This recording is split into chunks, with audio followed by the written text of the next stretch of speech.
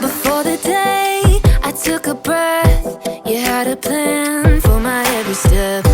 You promised to always be by my side. I believe that you are the way, you are the truth, you are the light. So I sing this to you. You keep your promises every day. I will believe in everything that you say. Yeah, in the dark I know you're making a way. Jesus, I will trust you. You're always good at everything that you do, and I know everything that you say is true. And every moment you are leading me through. Jesus, I will trust you.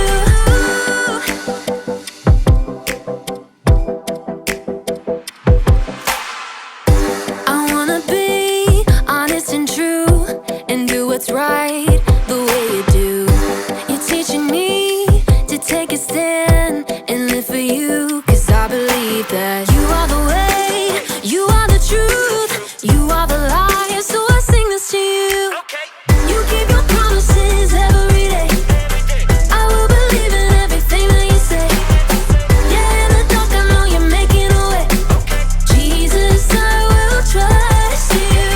You're always good at everything that you do, and I know everything that you say is true. And every moment you are leading me through. Jesus, I will trust you.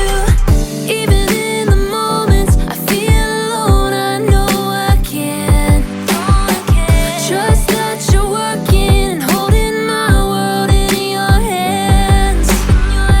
Even in the moments I feel alone, I know I can trust that you're working and holding my world in your hands. You are the way, you are the truth, you are the light. So I sing this to you. You keep your promises every day. I will believe in everything that you say. Yeah, in the dark I know you're making a way. Jesus, I will trust you. You're always good at everything that you do, and I know everything that you say is true. And every moment you are leading me through. Jesus, I will trust you.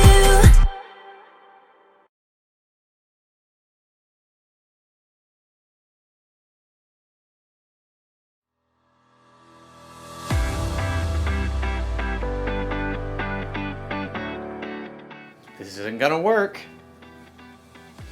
I'm gonna do really bad today. I'm gonna forget what I have to say. I might as well just give up. Hi, I'm Graham, and I'm going to fail. Sorry, but I'm just trying to be honest. I'm trying to have integrity. Integrity is choosing to be truthful in whatever you say and do. And the truth is, the speech I have to give later today is going to go badly. I am supposed to talk to a bunch of strangers about different kinds of masks, but every time I give a speech, I get so nervous that everything I want to say comes out wrong. I don't know if this happens to you, but I keep hearing these voices in my head. You're not very good at talking to people. When you tell jokes, they stink. Other people are way better at this than you. The more I listen to these voices, the more I believe them. So it's probably better if I don't even do the speech today. Can't mess up if I don't try, right? That way you won't be embarrassed. Good point, teddy bear voice. So in today's story, we're learning about how to control what you think. Like that would be helpful. Wait, would that be helpful? No. I mean, nay. Aw, thanks for being honest, weird horse voice. I knew I could count on you. The Bible, It's 66 books of history, stories, letters, and poetry that fit together to form God's one big story. The epic adventure of how He created us and loves us so much that He made a way to rescue us. As we travel through the Bible, from Genesis to Revelation, we discover people who met God and found their lives changed forever. Now, for an amazing story. Inspired by the book of Philippians, chapter 4, verse 8. Horatio liked to keep track of things in his head. 5 kinds of cereal in the cabinet. 17 braids on his sister Nala's head. 2 voicemail messages left on his parents' landline phone. Seriously, Mom? You are so stuck in the 1990s. Horatio was especially good at keeping track of things that went wrong. Number 1, we're out of chocolate frosted sugar bomb cereal. Horatio's mother did not always appreciate his lists. I did not buy that. Your dad bought that. Number 2, it is freezing in here. Put on a sweater. Number 3, Miss Watson is making us do a group project and they are the worst because everyone else drags me down. Horatio, can you please focus on something positive for once? Just keeping it real. Oh, I know about positive stuff. Miss Christie told us. Horatio's little sister Nala began rummaging around in the stacks of random paper on the counter. There is nothing positive about this morning, and I'm positive about that. Nala pulled out a scribbled-on handout and waved it triumphantly. Philippians 4:8. Do not read me a coloring sheet. Finally, my brothers and sisters, always think about what is true. Think about what is noble, right, and pure. Mom, make her stop bugging me. No, this is good. Think about what is lovely and worthy of respect. If anything is excellent or worthy of praise, think about those kinds of things. Horatio just glared and checked out the lunch that Mom had packed. Is this strawberry jam in my sandwich? You know I only eat apricot jam. Over the next 2 hours, Horatio counted dozens of annoying things. Number 1, this bus stinks like dirty socks stuffed with Cheetos. Number 2, the classroom door needs some WD-40. Number 3, Miss Watson is wearing yellow, and I hate yellow. Number 4, this pencil is making a giant callus on my finger. Number 5, group projects are still the worst. Number 6, it's way too hot over here. And to make matters worse, Miss Watson had put Tish James in charge of the group. Ugh.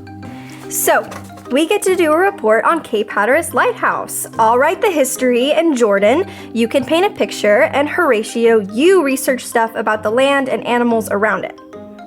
Number 7, Tish is super bossy. Oh, and here's a picture of the lighthouse. Tish held up a glossy photograph and Horatio opened his mouth, ready to complain about how boring lighthouses were. But he couldn't do it. Hatteras Lighthouse, spiraling into the sunset sky, was breathtaking. He could picture walking the beach and waves crashing as the warm light glowed overhead. And Horatio couldn't help hearing an echo of his little sister's voice. Think about what is lovely and worthy of respect. There it was, right in front of his face. Horatio found brand new thoughts forming in his brain. Hey, that looks really cool. That's amazing. It was as if a switch had flipped in Horatio's head. After seeing one good thing, he started to see more. Jordan had brought in some paintings he had done. Number 1, Jordan, you are a really great artist. Miss Watson helped Horatio solve some tough fractions by drawing a funny sketch. Number 2, Miss Watson is a super creative teacher. Mom had packed homemade cookies in Horatio's lunch. Number 3, my mom makes the best chocolate chip cookies on the planet. Who wants to share? By the time Horatio got off the school bus, Number 4, Mr. Rob drove us right up to our house because of the rain. he was actually smiling.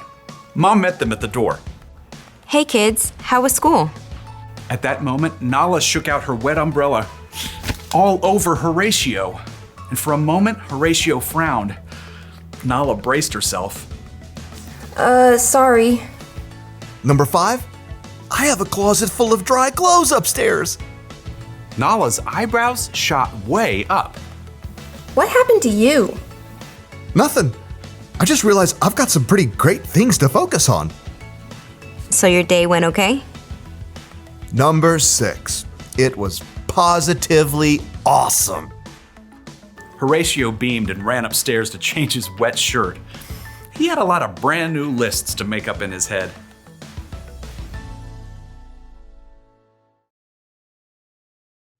Welcome back to Kids Church, boys and girls, and I'm so happy you guys are here. So we're going to do a little bit of a recap of what we've been learning this past whole entire month, since this is the last week of this month, the last Sunday of this theme of integrity. And so integrity is choosing to be truthful in whatever you say and do, no matter who's around, if nobody's around, if it's just you, or if you are around other people. Integrity is just doing the right thing. And so the first week's main point we learned is to be truthful with your whole life.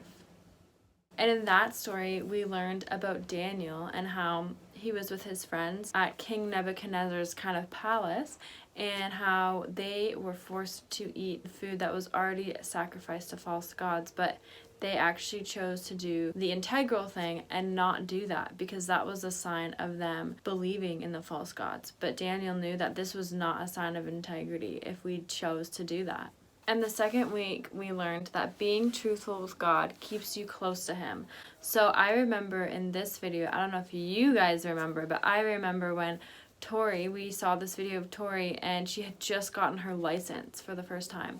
And she was driving her parents' car. She was backing up in the driveway and she hit a pole. So she kind of dented her parents' car, which was not good. And so we saw that throughout that story that Tori decided not to tell her parents until the very last moment that it was actually her fault, that it was actually her that dented the car. But you see, when we learned in that story that when you're truthful, it keeps you close to God. And so when Tori did end up telling her parents of that mistake, it kept her close and it drew her closer to her parents because she had admitted what she had done wrong. And it was the same with the prodigal son story that we learned that week as well, that the son, he ran off, he spent all of his inheritance, everything that his father had given him.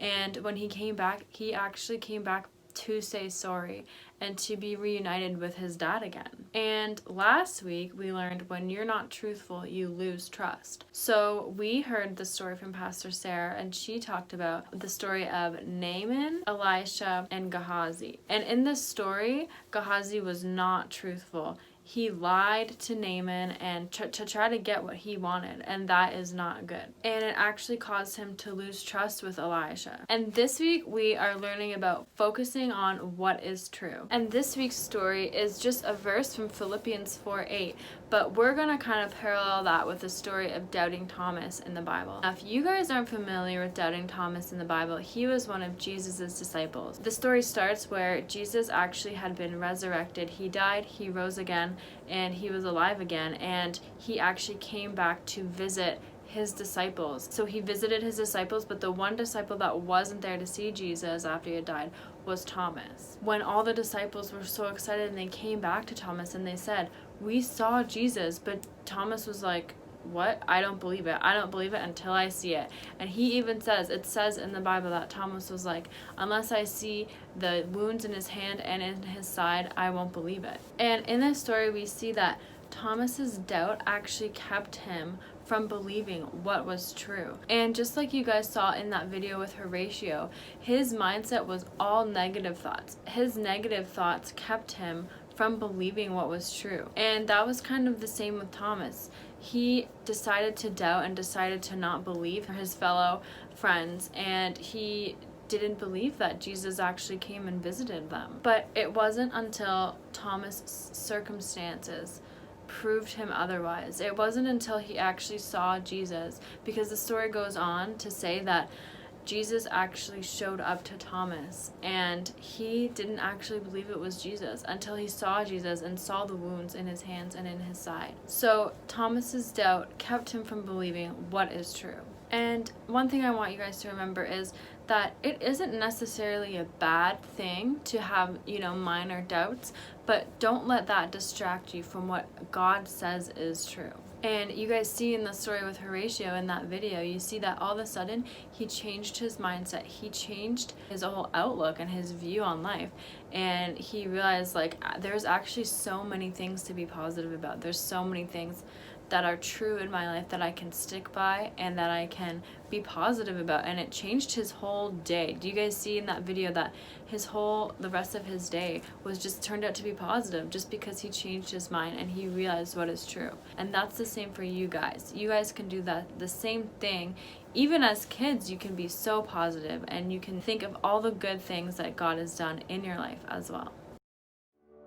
The Apostle Paul wrote, "Finally, my brothers and sisters, always think about what is true.